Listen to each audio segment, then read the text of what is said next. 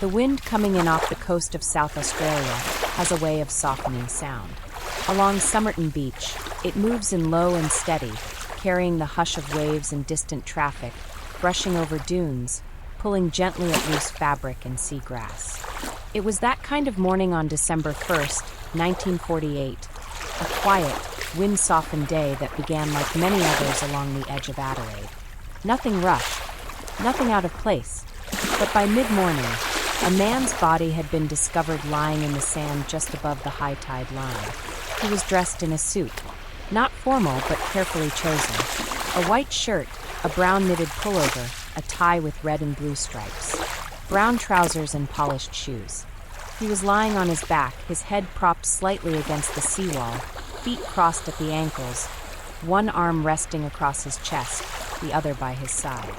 From a distance, he might have looked like a man resting, a man who had come to the beach to think, or to be alone, and had simply fallen asleep in the sun. But he was not asleep. He was dead, and no one knew who he was. Two men on an early walk had first seen him just after dawn, but they assumed, like others did, that he was drunk or sleeping. By the time the police were called later that morning, the body was cold, the man unresponsive, and there was no identification on him at all. No wallet, no driver's license, no monogrammed cufflinks or embossed initials. Just the clothes he wore and the position he had been found in, calm, composed, and silent. The responding officers were puzzled, not by the condition of the man, but by the details or lack of them. His appearance was neat, clean-shaven, hair combed back. His skin showed no signs of trauma, no wounds, no bruises, no blood. There was no indication of struggle, and no immediate signs of poisoning or overdose. His expression was neutral. His limbs were relaxed. In his pockets, they found a few ordinary items: an unused train ticket from Adelaide to Henley Beach, a bus ticket that had been used, a pack of cigarettes of one brand, but containing cigarettes from another, a comb, a small box of matches, some chewing gum, and a folded piece of paper tucked into a hidden pocket inside his trousers. At first, they didn't think much of it, not until they opened it and saw what was written. 2 words: Tamám Shud. The words meant nothing to the officers at the scene. They weren't in English, and there was no name, no date, no address. The slip of paper had been rolled tightly, carefully, almost as if hidden on purpose. And in time, those 2 words, foreign, mysterious, final, would become the center of the entire case. Tamám Shud is a Persian phrase. It translates loosely as ended, or it is finished. It is the closing line from a book called the Rubaiyat of Omar Khayyam, a collection of centuries-old poetry that reflects on the fleeting nature of life. The phrase didn't explain the man's identity. It didn't point to a motive, but it introduced something unusual, something that didn't belong to the practical world of train tickets and chewing gum. It brought meaning where there had been only facts, and that meaning would grow more tangled with every passing week. The man's body was taken to the city morgue. A full autopsy was performed. The results were inconclusive. His organs showed signs of congestion. The spleen was enlarged. The stomach contained traces of blood, but no obvious cause of death was recorded. No toxins were found, at least none detectable with the testing available at the time. There was speculation that a rare poison had been used, something that left no trace, something that acted fast and quiet. But that, too, remained speculation. His fingerprints were taken and circulated. No matches were found. His photograph was printed in the newspaper. Still, no one came forward. No friend, no employer, no landlord, no one who knew his name. As the days passed, the body remained unidentified. He became known in headlines as the Somerton Man, the man from the beach, the man with no name. The case began to shift, away from the realm of sudden death, and into something stranger, more deliberate. The police wanted to know who he was. But more than that, they wanted to understand what he was doing in Adelaide, why he had no identification, why every label on his clothing had been carefully removed, why someone who appeared to have money, who had good posture, clean fingernails, well-shined shoes, had ended up alone on a public beach with nothing to tie him to the world. The city moved on slowly, but the story lingered. And in a time just after the Second World War, when information was still slow to travel and international connections were being reformed, there were whispers of something larger. Espionage, flight, secrets. But all of that came later. In the beginning, there was only this: a man in a suit, a beach at dawn, and a folded slip of paper with 2 words that meant everything and nothing at once. Tamám Shud. In the days immediately following the discovery of the body on Somerton Beach, the South Australian police began the slow, deliberate process of trying to identify the unknown man. It started with what was visible: his face, his clothes, the items in his pockets.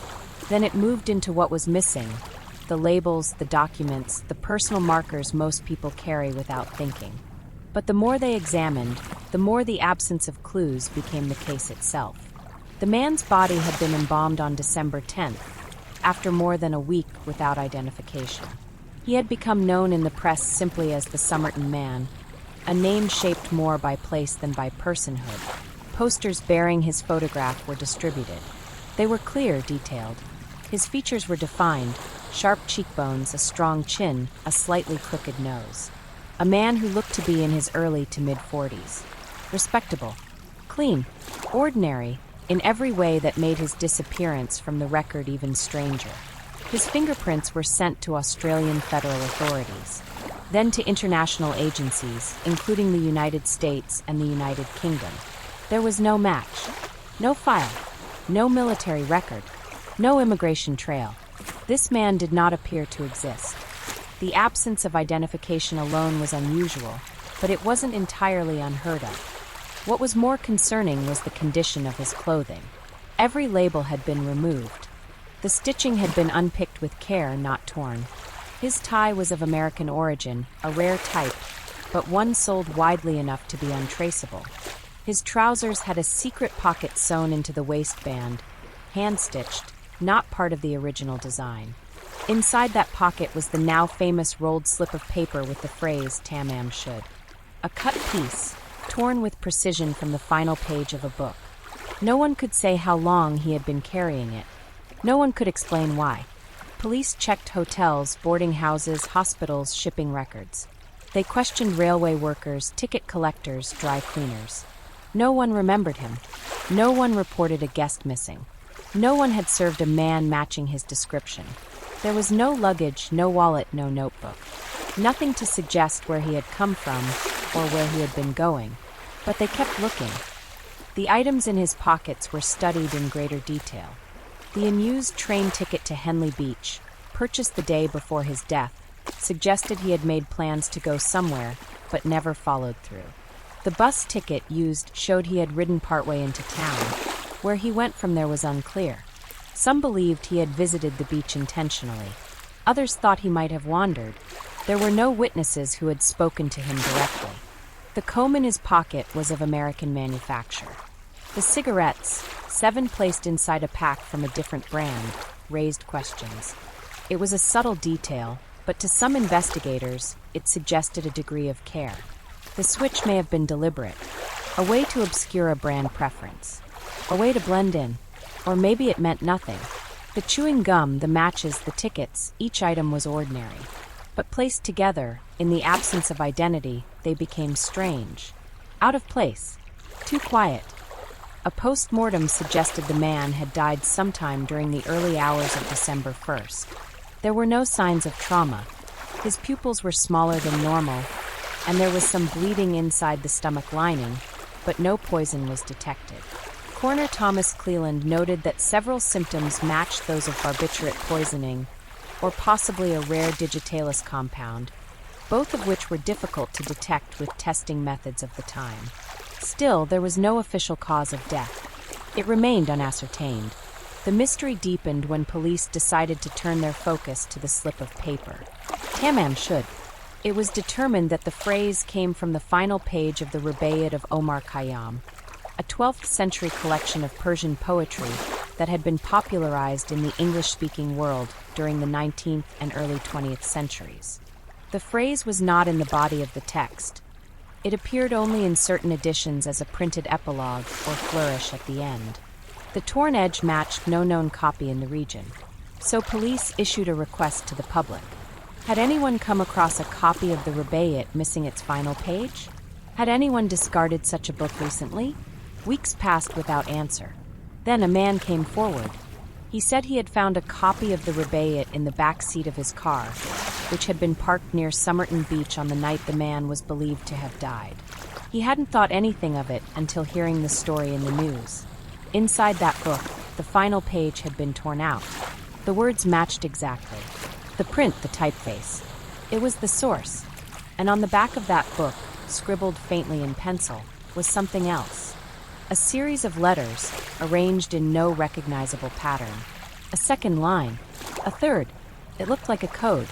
The copy of the Rubaiyat was unlike any other item tied to the case. It hadn't been found near the body. It hadn't been reported missing.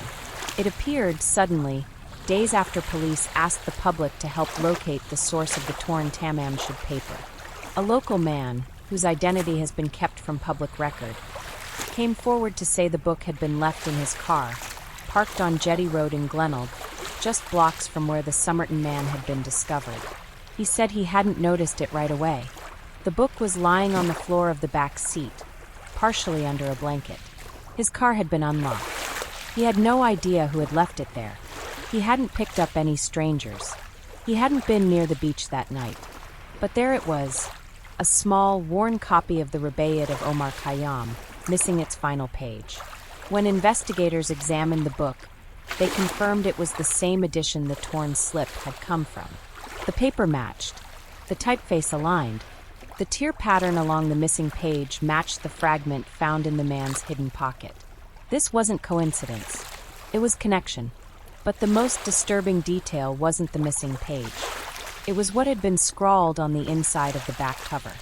5 lines of letters, all in uppercase, grouped irregularly. It read like a code, a cipher, a message without an obvious key. Gobabbed, Mliawi, Tbimpinip, Mliawi, Ibn Samstgab. Some of the letters repeated, some did not. There were no numbers, no punctuation. The handwriting was tight, careful, but with slight variation, possibly indicating more than one sitting. Some experts speculated that Mliawi repeated for a reason. Others believed it was camouflage, a way to throw off pattern recognition. But no one knew for sure. The Department of Defense cryptographers were brought in to study the sequence. Even with advanced analysis, they reached no conclusion. They couldn't confirm if it was a military-style cipher, a simple substitution, or random letters strung together to mimic a code. Their report noted the message had the characteristics of a code, but not enough structure to solve it without a key. And the key was never found. There were other markings in the book. A phone number written faintly in pencil near the bottom of the back cover. No name, just the number. When traced, it led police to a woman in the nearby suburb of Glenelg, just blocks from where the Somerton Man was found. Her name was not released publicly at the time. In later years, she would be identified as Jo Thompson, though police used only initials in official reports. She had once lived on Mosley Street, very near the location of the parked car. She had worked as a nurse. She had served during the war. She was quiet, private, and when police brought her in to view the plaster bust made of the unidentified man's face, preserved before his burial, she reacted immediately. Accounts differ slightly. Some said she seemed surprised. Others said she nearly fainted. Officially, she denied knowing who the man was. She said she had never seen him before. But the officers present noted her discomfort. Her sudden change in tone. Her refusal to answer some questions in detail. She admitted to once owning a copy of the Rubaiyat. She said she had given it away to a man named Alfred Boxall years earlier, during the war. Police briefly believed they had found their man, but when they contacted Boxall, he was alive, living in Sydney. He still had the copy of the book she had given him, intact, complete, with the final page still attached. So who had left the book in the car? Who had written the code? And what was the nature of Jo Thompson's connection to the man on the beach? Despite pressure, she said little more. She never admitted to knowing him. She never offered an explanation for the phone number. She moved shortly after. Years later, long after her death, her own family would reflect on the case. One relative claimed that Jo had told him in private that she did know who the Somerton Man was, but that it was better if it never came out. That statement only deepened the mystery. Had there been a relationship? Had it ended badly? Had she been protecting someone? As for the code, it remained unsolved. For decades, experts, amateurs, and cryptanalysts tried to break it. Some said it was an acronym. Others argued it was shorthand for poetry. A few believed it was deliberately meaningless, a final puzzle crafted by someone who never intended to be found. But none of those theories were ever confirmed. Like the man himself, the code became part of the unanswered silence. One more detail that should have led somewhere, but didn't. By early 1949, the mystery of the Somerton Man had settled uneasily over the city of Adelaide. What had first appeared to be a strange but possibly explainable death had become something else, an unresolved thread that pulled tighter the more it was examined. The police investigation had followed every traditional path it could: identification, missing persons, medical records, dental comparisons, overseas inquiries. None of them yielded answers. The clothing he wore, despite being common in appearance, had no local source. Several pieces, including the pullover and the tie, were identified as American-made, though not traceable to a specific store or region. His shoes were unusually clean, far too polished for someone who had been walking the city streets all day, much less across sand. That detail led some to believe he had either arrived at the beach by car or had been carried there after death. Every small piece of information only made the bigger picture more difficult to see. The autopsy remained inconclusive. Although some forensic pathologists leaned toward poisoning, the absence of detectable toxins complicated the theory. If a poison had been used, it would have had to be fast-acting and rare, possibly administered in a way that left no trace in the blood or tissues by the time testing was done. Digitalis and streptanthin were both suggested as possibilities. But that was speculation. No needle marks were found, no pill residue, no signs of ingestion, and so his death remained medically unexplained. The man's body was embalmed, preserved longer than usual in the hope that someone might eventually come forward. Photographs were taken. A death mask, a plaster cast of his face and upper torso, was created before burial.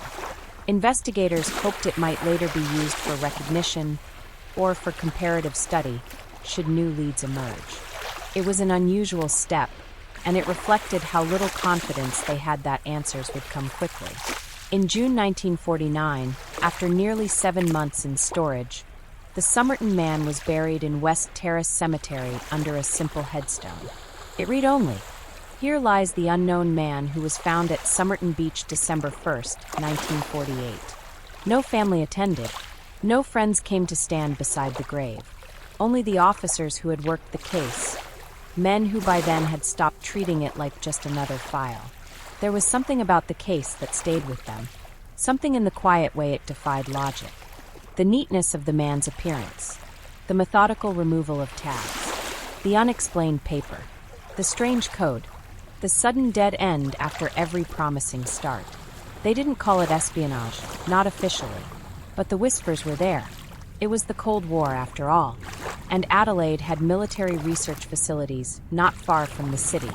The idea that the man might have been a courier, or a spy, or a victim of something bigger than a personal tragedy was not entirely dismissed. But there was no proof, only speculation, and the case was never handled as a matter of national security.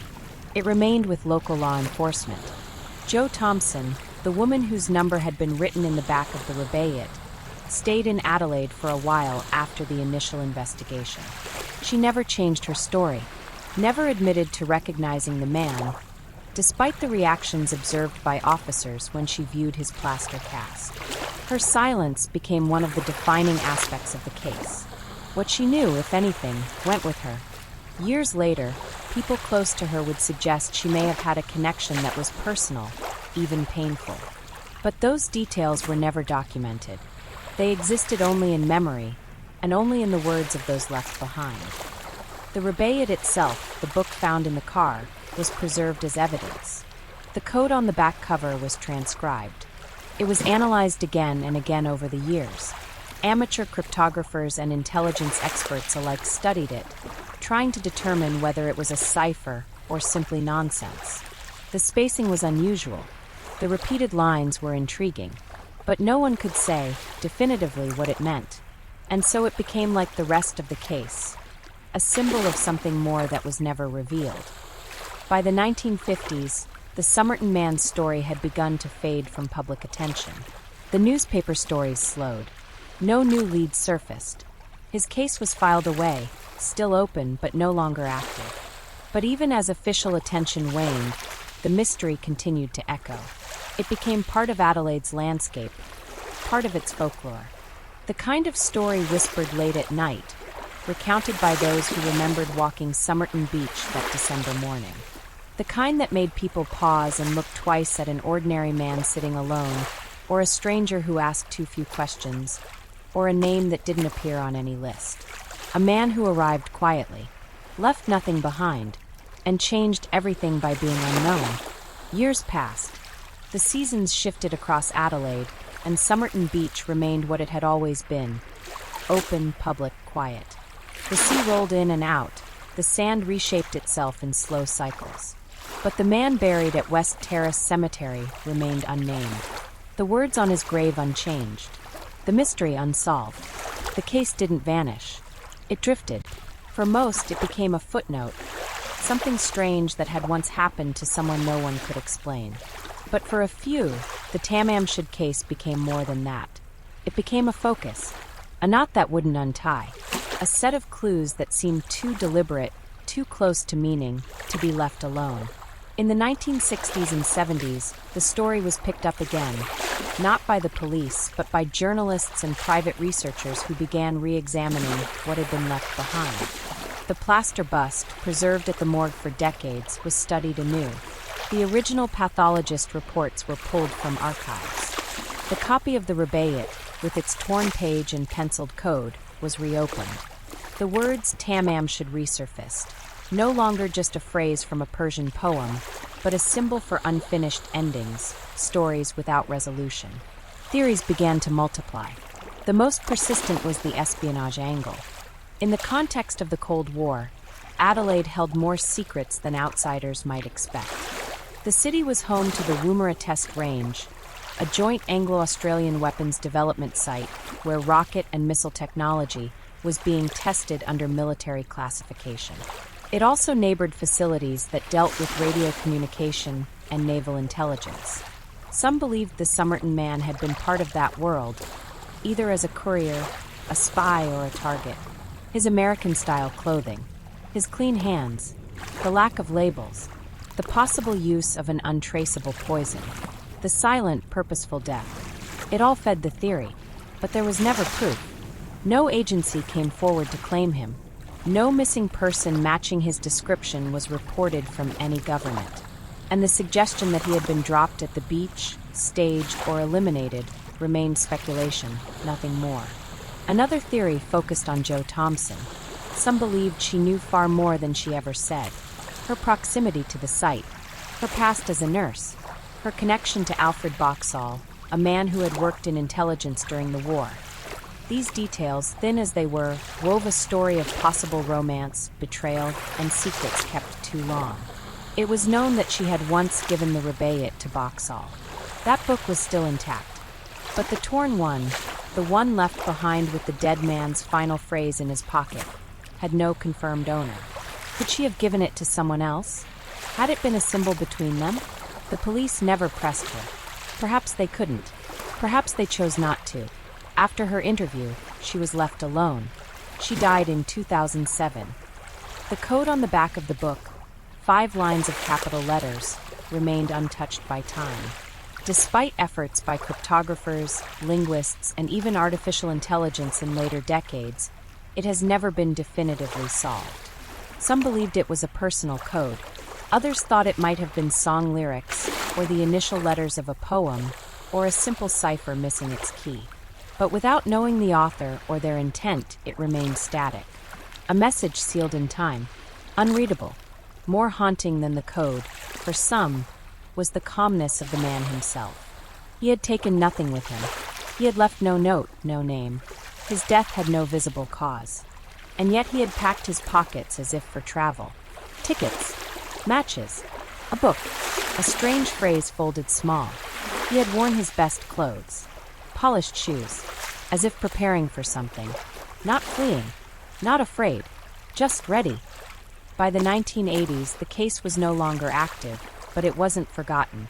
Historians wrote about it. Radio shows revisited it. Students in universities studied it as an unsolved code mystery. Police, unofficially, still referred to it as the most confounding cold case in South Australia's history. And in a growing archive of the unsolved, it held a strange place. It involved no violence, no weapon, no witness, but it asked more of its readers than most. Because the absence of motive, the silence of identity, and the choice of words, Tamám Shud, created a sense of intention. It wasn't the death of a man who had simply been lost. It felt like something else, something closer to a story that had been written to end exactly where it did. By the early 2000s, the Somerton Man story had lived for more than half a century without a name. The official records still referred to him as unknown male. The original evidence, his plaster death mask, his clothing, the rebayet with its torn final page, were scattered across storage rooms and private collections. For many, the case had become more legend than investigation. A quiet enigma folded into the fabric of Adelaide's history. But something changed with the rise of the internet. Online forums and communities devoted to unsolved cases began to surface. With them came renewed focus, not just from journalists or hobbyists, but from people with backgrounds in medicine, law, science, cryptology. People who weren't content to let the story remain a puzzle. They wanted resolution, and among them was a man named Derek Abbott. Abbott was a professor of engineering at the University of Adelaide. Logical by nature, methodical by training, he first encountered the case while reading a local article. At first, it was curiosity. Then it became something more consuming. He wasn't a detective. He had no formal connection to law enforcement. But he brought something different, persistence, and an ability to bring together others with the skills the case needed. He began collecting everything that had been published. Newspaper clippings, police documents, autopsy reports, photographs, forensic studies. He even tracked down the plaster cast of the Somerton Man's head and upper torso, still stored after all these years, and had it 3D scanned to preserve its features. What Abbott noticed, and what others had overlooked, were the small inconsistencies, details that had been written off or ignored. For instance, the man's calves, high defined athletic. He may have been a dancer or a long-distance runner. His hands, clean and uncalloused, were not the hands of a laborer. His teeth showed a rare dental condition, canine teeth adjacent to front incisors and lateral incisors missing. Fewer than 2% of the population had such a configuration. His ears had an unusual structure as well. His upper ear hollow, known as the cimba, was larger than the lower or cavum. That too was uncommon. These anomalies became identifiers. Not proof, but patterns. Abbott wasn't working alone for long. As word of his research spread, others joined. Geneticists, anthropologists, coders. He reached out to Jo Thompson's family, reluctantly, carefully. Her son agreed to meet, and what Abbott saw there stopped him cold. The man's face, his jawline, his ears, his teeth, all resembled the Somerton Man, too closely to ignore. There were questions, of course, ethical ones. Was it right to pursue a family connection so many years later? Was it speculation? Could the science support what the eyes suggested? But Abbott kept going, because the science was catching up. In 2011, DNA sequencing was beginning to shift how cold cases were handled worldwide. It was no longer a question of matching samples directly. Now, even degraded strands could be compared against family trees, public databases, and population records. The challenge was access. The Somerton Man's body had been buried in 1949. His remains were sealed under government authority. Exhuming him would require approval. And for years, that approval was denied. Abbott pushed forward anyway. He worked from what he had: hair samples from the plaster bust. Tiny, fragile strands still embedded in the cast. They had never been tested before, not with modern tools. From those strands, scientists were able to extract mitochondrial DNA. It wasn't enough to name him, but it provided a starting point. A thread. Using genetic triangulation, genealogists began to search. They worked backwards, comparing the DNA to public records, mapping family trees, looking for patterns. It was slow. Thousands of potential connections. Some distant, some broken, but eventually it led somewhere. To one name: Carl Charles Webb, born in 1905 in Melbourne, an electrical engineer, a poet, a man with few surviving records, a man who had vanished from history around 1948. His name had never appeared on a missing persons list. His disappearance had never been reported, but the DNA matched, not through a single test, but through dozens of connections: cousins, distant relatives, branches of a tree that led back to one man, whose life had ended quietly on a beach and whose identity had remained hidden for nearly 75 years. The name Carl Charles Webb didn't mean anything to most people when it first appeared in connection with the Somerton Man. It wasn't dramatic. It wasn't tied to government work or espionage or a hidden life of coded messages. It was a quiet name, a man from Melbourne, born in 1905, one of 6 children, a former electrical engineer, a man who had once written poetry and then disappeared. But after decades of silence and speculation, that name, Charles Webb, was the closest thing to an ending the case had ever seen. When his identity was announced in 2022, it wasn't through an international news conference or a criminal court. It came softly, through the work of Professor Derek Abbott and genealogist Colleen Fitzpatrick, who had traced his DNA to surviving relatives using advances in forensic genealogy.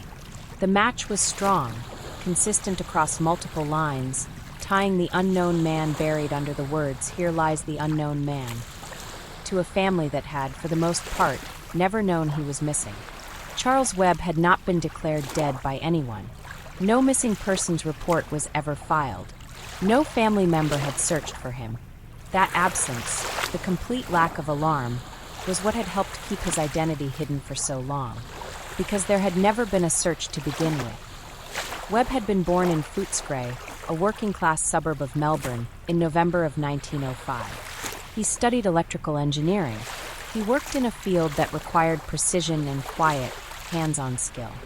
He married a woman named Dorothy Robertson in the early 1940s. The marriage didn't last. By 1947, the two were estranged. She filed for divorce shortly after. Their last traceable interaction was around the time the case began, months before his body appeared on the beach in South Australia. After that, Charles Webb seemed to vanish from the public record. No employment, no death certificate, no recorded burial, no mention in family notices. Nothing. His siblings scattered across Australia. Some passed away. Others changed addresses. A few nieces and nephews remained, but they had never met Charles as adults. Most hadn't even heard his name in family conversations. He had simply become a blank space, someone who had drifted, as so many did after the war. But Webb wasn't just drifting. Somewhere in late 1948, he made his way to Adelaide. He brought no luggage. He booked no hotel. He left no receipts. He removed the tags from his clothing, carried a small slip of paper with the final words from the rebayet.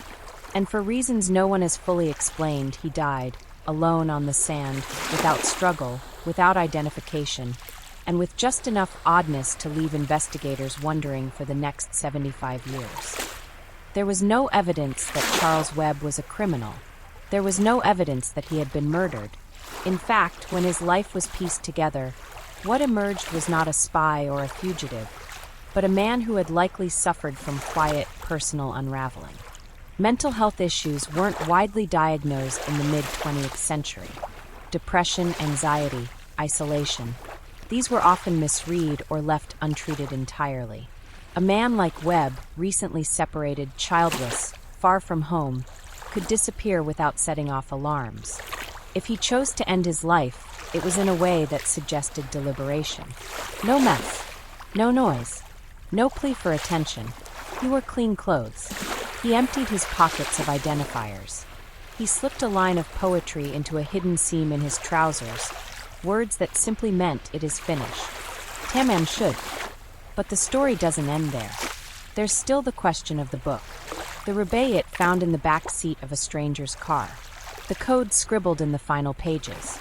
The woman whose number was written inside, Jo Thompson, and her reaction when shown the Somerton Man's bust. Even with Webb's name, those threads remain tangled. There is no proof Charles Webb knew Jo Thompson. No evidence they ever met, and yet his body appeared near her home. He carried a book tied to her past, and she reacted in ways that suggested recognition. Could they have shared a brief relationship? Had he come to find her? Was the book hers, returned in silence? No one can say. Jo Thompson never changed her story, and Webb left no letter, no diary, no final explanation. Just a name, and an ending. Learning the Somerton Man's name changed the story, but it didn't settle it. When Charles Webb was identified in 2022, after decades of silence and speculation, the question that had haunted the case, who was he, was finally answered. And yet, for those who had followed it closely, another question immediately rose to replace it. Why? Why had Charles Webb left Melbourne, where he was born and raised, where he had worked and married and disappeared from quietly? Why had he traveled alone to Adelaide with no suitcase, no clear plan, no documented interaction with anyone?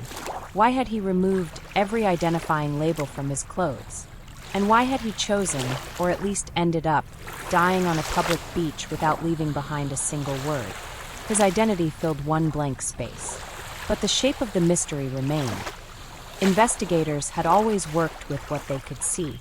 A man, a location, a death. But once his name was known, researchers began pulling at other threads.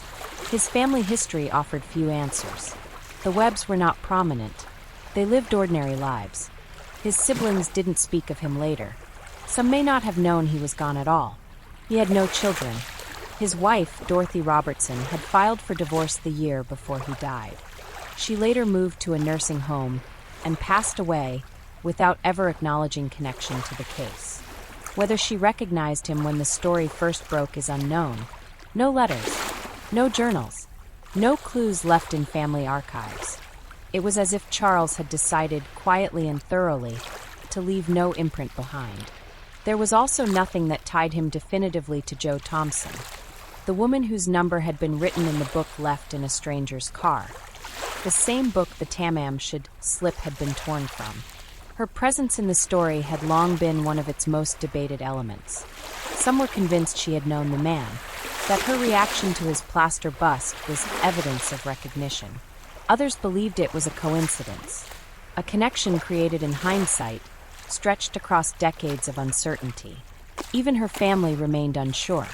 Her son, Robin, had been raised in the years following the Somerton Man's death. Some researchers noted his striking physical similarities to Webb, his dental structure, his ear shape. But no DNA link has ever been confirmed. If they were related, it remains unproven. If they were not, the resemblance becomes one more unexplained coincidence in a case defined by them. The rubaiyat itself still holds weight. The edition found in the back of a car, the book missing its final page, its cover marked with faint pencil codes, remains stored in evidence. The code has never been broken. Modern cryptologists and language experts continue to suggest possibilities, but no one can say what it meant. If anything, maybe it was a personal code, one only Charles understood. Maybe it was nonsense, a message without structure, written in a moment of strain. Maybe it was never a code at all, just letters written for reasons now buried. And the phrase itself, Tamám Shud, has never felt accidental. Webb could have left nothing, could have chosen silence. Instead, he left a single, hidden message. It is finished. A phrase not of panic, not of desperation, but of finality. Deliberate, quiet, complete. Even after Webb's identification, there is no evidence that his death involved violence. No evidence of foul play. The theory of poisoning remains plausible but unproven. Some believe he chose to end his life, that his journey from Melbourne to Adelaide was a farewell in stages, that the neatness of his appearance, the care in his preparations, the specific line of poetry, all point to something personal, not criminal. But others aren't so sure. They return to the setting, the absence of struggle, the unnatural stillness of the body, and they wonder, if Charles was alone, why was it all so precise? Who staged the scene? Who removed the rest of the rebayet? Who parked the car, left the book, wrote the code? And if no one did, if Charles had done it all himself, then what kind of man plans his end with such composure, only to become the center of a mystery that lasts nearly a century? What the Tamám Shud case became over time was something more than a question of identity. It became a reminder of how little we sometimes know about the people around us, about how quickly someone can fall out of record, out of memory, about how a person's life can slip quietly past others, even family, without raising alarm. Charles Webb was not lost in a war. He did not die in a far-off land. He died on a beach, in full view, dressed carefully, carrying nothing but a line of poetry in silence. And for most of his life, and decades after it ended, no one knew he had gone. When the name Charles Webb was finally linked to the Somerton Man in 2022, the response was strangely quiet. Not because the discovery lacked importance, but because the silence had always been part of the story. It wasn't a case that unfolded in violence or urgency. It had no clear villain, no dramatic courtroom scene. Just a man unknown for decades, now given back his name, softly and without spectacle. But for those who had followed the case for years, or even a lifetime, the impact was sharp. A name meant something. It wasn't just a piece of information. It was a signal that someone had lived, had walked among others, had worn the same kind of shoes, sat on public buses, bought train tickets, read poetry. Charles Webb had been a person, and now he was no longer anonymous. It brought a sense of dignity, even if it arrived late. News of his identification spread through academic circles and among followers of cold cases first, then quietly through national media. The response wasn't sensational. There were no overreaching headlines, no speculation about government secrets, just measured articles confirming what had been found. For the public, the story shifted once again. The man who had been dressed neatly on the beach, with no labels and no name, was not a spy, not a fugitive, not part of any official disappearance. He was a man who had fallen out of sight, who had lived a quiet life, possibly a difficult one, who had left no family searching behind him. There was sadness in that, and still a kind of awe, because even in anonymity, he had created something that stretched across generations. Curiosity, patience, questions that refused to be ignored. Some people were disappointed by the answer, not because it lacked meaning, but because it lacked drama. For decades, the case had carried the shape of espionage. The untraceable man, the possible poison, the ciphered code, the line of poetry. The imagination had filled in what the evidence never confirmed. And when the reality came, an electrical engineer, separated from his wife, slipping from the public eye, it felt less cinematic. But others found the truth more haunting. Charles Webb had died alone, unnoticed. No obituary, no funeral, no memory preserved by relatives. He had been buried as an unknown man, even though he had a name the whole time. A family scattered, a history overlooked. The quietness of his end reflected something universal. How easily a person can become invisible. How a whole life can vanish into a single unanswered question. He hadn't meant to become a mystery, but the way he died and the way he was found forced one. For researchers like Professor Derek Abbott, the journey didn't end with the name. Abbott had spent years immersed in the details. Photographs, reports, dental charts, family trees, DNA sequences. His work had begun with curiosity, but it ended in something more personal. He married Rachel Egan, a woman believed to be connected to Webb's extended family line, during the years of his research. What had begun as an academic pursuit became something intertwined with real people, real lives. He hadn't set out to make the case personal. But that's what mysteries do sometimes. They reach into places no one expects, and they stay there. The plaster cast of the Somerton Man still exists. It's kept in Adelaide. His shoes, too, still clean, still polished, still without explanation. The slip of paper bearing the words Tamam Shud is preserved under glass. It has faded slightly, the edges more brittle now, but the words are still clear. The same words that were found hidden in his trousers, tightly rolled, cut from a book no one could definitively trace to him. The mystery remains in fragments. We know who he was, but not what he meant to say. Not what the code was for. Not who, if anyone, stood near him on that beach as the tide came in. In the quiet corridors of the South Australian Police Historical Society, in temperature-controlled drawers and locked archival cabinets, the physical remnants of the Tamam Shud case are kept. Not many items remain, just what survived the passage of more than 7 decades. A pair of shoes, slightly creased but still polished. Photographs, monochrome and stark, showing the Somerton Man's face in profile and repose. A faded paper scrap with 2 Persian words.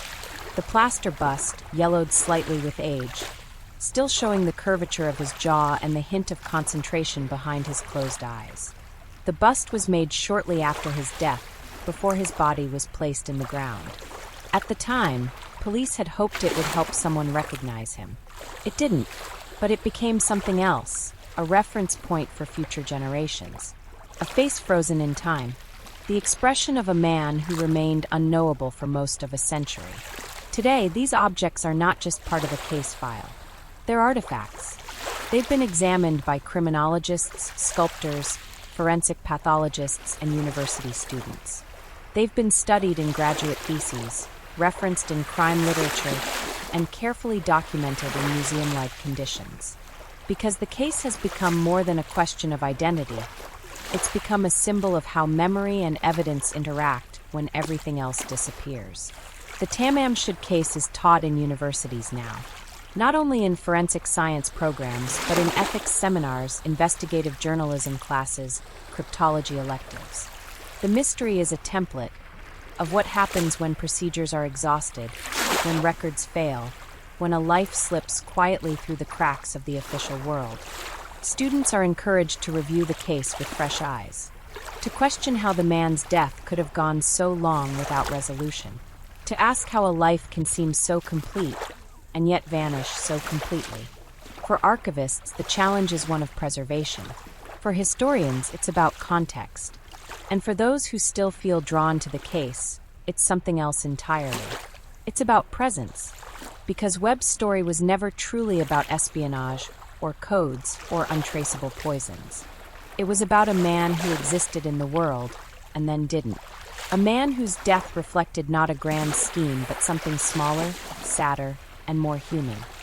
In 2023, the South Australian government finally approved the addition of Charles Webb's name to his headstone.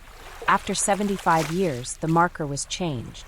From "Here lies the unknown man who was found at Somerton Beach December 1st, 1948," to "Charles Webb, 1905 to 1948." It was done without ceremony. Just a change. Quiet. Respectful. No large gathering. No dramatic reveal. A small group was present, researchers, archivists, and a few local officials. The Sharp family, Webb's known relatives, did not attend. Most had never met him. Some had only just learned they were related. Others, understandably, chose to maintain their distance. They hadn't asked for their family tree to become public, or for their name to be tied to a mystery that had lived in headlines longer than any of them had been alive. Still, the change mattered. It said something final had happened. Not closure, exactly, but completion. The kind of gesture that honors the reality of a person, not the legend that grew in their absence. Today, people still visit Somerton Beach. Tourists walk the shoreline. Locals exercise along the footpath. Children play near the same seawall where Webb had been found. The beach is unchanged in many ways. The light comes in from the same angle. The sea sounds the same when it breaks across the sand.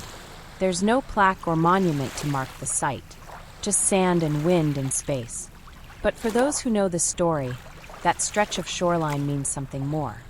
It's a place where a man once lay wearing his best clothes. A place where a suitcase was never found. A place where silence left the longest echo. As time went on, the story of the Somerton Man, Charles Webb, settled into a different kind of space. Not a courtroom, not a police archive, but somewhere quieter. Somewhere in the public imagination. His story moved beyond criminal investigation and into culture, not because of what it proved, but because of what it suggested. It asked something of its listeners. It invited reflection, not conclusion. Writers were among the first to carry the story forward. Articles about the case were published in academic journals, true crime collections, even literary magazines. The details were so finely shaped that they almost read like fiction. A man in a suit on a beach, no name, no violence, just a folded scrap of poetry in a hidden pocket. A message that read, "It is finished." The setup had narrative gravity, but the real weight came not from the mystery, but from the quietness of it, the absence of resolution, the way it forced people to sit with questions they couldn't answer. Playwrights adapted the case for the stage. Poets returned to the Rubaiyat and its themes, fate, impermanence, finality. Painters and digital artists used the plaster bust as reference, reshaping his image into something timeless and symbolic. In these works, Webb's face didn't just represent a man. It represented forgotten people everywhere. The invisible, the overlooked, the nameless who pass through the world without notice, until something strange or sudden brings them into view. He became a symbol of erasure, of how a life can be real, full, quiet, and then simply fall through the cracks. The Tamám Shud case also shaped how people talked about loss and identification in the digital age. When DNA finally gave the Somerton Man his name, it did something remarkable. It confirmed that even the most complete silence could be interrupted. That even in the absence of memory, there are traces. That identity isn't always what we say. It's what we carry inside and what we leave behind without knowing it. The case became a cornerstone in the discussion of forensic genealogy. It demonstrated that even without fingerprints, without a missing persons report, without witnesses, it was still possible to find someone, decades later, by following the map written into their blood. It gave quiet hope to families whose loved ones had vanished, long ago and without explanation. But it also asked a deeper question. When someone is found, when a name is placed where silence once was, what really changes? Charles Webb was named. His grave was marked. But his reasons remained unknown. The pain, the path, the decision, those were not retrieved alongside the DNA. They stayed buried, out of reach. And so the mystery, while smaller, remained. This paradox became central to the case's legacy. We can know a name, we can know a date, but we may never truly know a person. For some, this unsettled quality is what makes the story worth remembering. It holds space for ambiguity. It resists resolution. And in doing so, it reflects something many people feel in their own lives. The quietness of loss, the blank space left when someone goes missing, the understanding that not everything will be explained. In online forums, readers still share theories. In classrooms, students still review the code, line by line, wondering if they'll be the one to see something new. And for people walking Somerton Beach, whether they know the story or not, the place holds that layered quiet. The kind that feels like something happened there, even if you don't know what. That's the power of the story. It's not loud. It's not solved. But it's still here. Somerton Beach, where Charles Webb was found, hasn't changed much in all these years. The sand is still pale and soft underfoot. The sea moves in slow patterns, gentle in the morning, brighter by afternoon. The seawall curves along the edge of the footpath, weathered now, but steady. People walk past it without thinking. Children run through the shallows. Cyclists pass by. Most of them don't know what happened there in 1948. They don't know that for 75 years, someone lay buried without a name because of this place.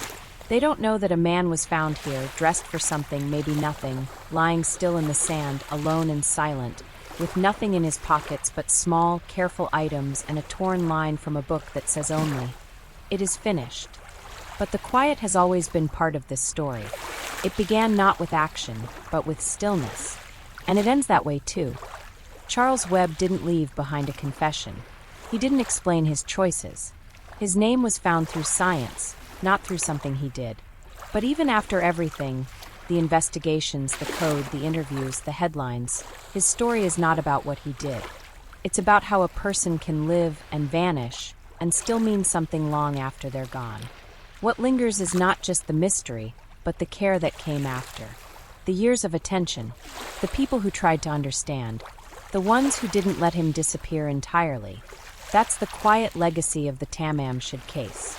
A story built from absence, a death without noise, a life that slipped away unnoticed but was eventually found again, piece by piece, name by name, until the silence had a shape. And the final words he carried, Tamám Shud, meant more than their literal translation. They weren't just the end of a poem. They were a kind of truth, a full stop placed gently at the close of something that couldn't be explained, only accepted. They were a way of saying, this chapter is over. Not erased, not solved entirely, just ended, finished. Charles Webb is no longer unknown. He rests beneath a proper headstone now. But the weight of his story, the feeling it leaves in people, continues. And not because it was dramatic, not because it was solved, but because it reminded people that some lives pass in and out of view without anyone noticing, and that even after years of silence, it is still possible for someone to be seen, to be remembered, to be named. Tamám Shud.